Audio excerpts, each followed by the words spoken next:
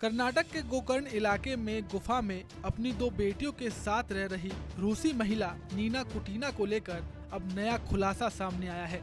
बता दें कि नीना को कुछ समय पहले स्थानीय प्रशासन ने गुफा में से बरामद किया था, जहां वह अपनी 6 और 4 साल की बेटियों के साथ रह रही थी।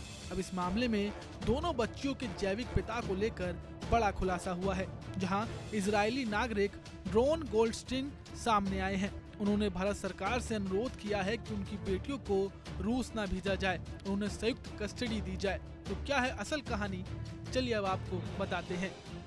एक मीडिया रिपोर्ट के मुताबिक ड्रोन गोल्डस्टीन ने नीना की गुमशुदगी की शिकायत 14 दिसंबर 2024 को गोवा के पणजी पुलिस स्टेशन में दर्ज कराई थी। उन्होंने बताया था कि अक्टूबर 2017 में गोवा के अरम्बोल बीच पर उनकी मुलाकात नीना से हुई थी। उस वक्त नीना अपने पहले पार्टनर से हुए 2 बेटों के साथ रह रही थी। कुछ ही समय बाद दोनों साथ रहने लगे, लेकिन गोल्डस्टीन का आरोप है कि नीना का व्यवहार उनके प्रति बदतमीजी भरा रहा और उनसे पैसे ऐंठने वाला भी रहा। वहीं 2018 में नीना इजराइल गई, लेकिन दस्तावेजों की कमी के चलते उन्हें वहां से रिपोर्ट कर दिया गया और उन्हें अपने बच्चों के साथ रूस भेज दिया गया। इसके बाद उन्होंने कुछ समय यूक्रेन में बिताया। गोल्डस्टीन के अनुसार जून 2018 में नीना ने उन्हें ईमेल भेजकर बताया था कि वे गर्भवती हैं। मार्च 2019 में वे अपनी मां के साथ यूक्रेन गए और अपनी बेटी से मुलाकात की।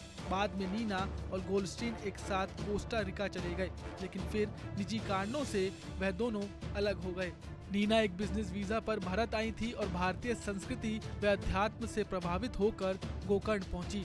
मई 2020 में उनकी दूसरी बेटी का जन्म हुआ। नीना का दावा है कि उन्होंने इन बच्चियों को गोवा की एक गुफा में अकेले ही जन्म दिया। बता दें कि गोल्डस्टीन का कहना है कि उन्होंने आर्थिक रूप से नीना की काफी मदद की, लेकिन उनके दुर्व्यवहार के कारण वे भारत नहीं आना चाहते थे। दिसंबर 2021 में वे भारत आए और अपनी बेटियों से मिलने की कोशिश की। उन्होंने आरोप लगाया कि नीना उन्हें बच्चों से मिलने नहीं देती थी और बच्चों को उनके खिलाफ भड़काने की कोशिश भी करती थी। साथ ही उन्होंने नीना पर बच्चों की शिक्षा की अनदेखी करने का भी गंभीर आरोप लगाया है। गोल्डस्टीन ने पुलिस को बताया है कि अक्टूबर 2024 में नीना के पहले रिश्ते से हुए बेटे की एक दुर्घटना में मौत हो गई थी, जिससे वे मानसिक और आर्थिक रूप से टूट गई थी।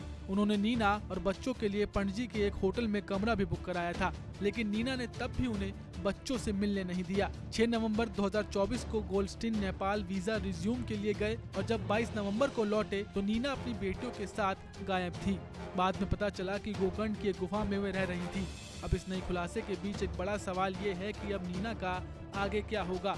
तो बता दें कि फिलहाल नीना को बेंगलुरु के एक डिटेंशन सेंटर में रखा गया है और उन्हें रूस डिपोर्ट किया जाना है।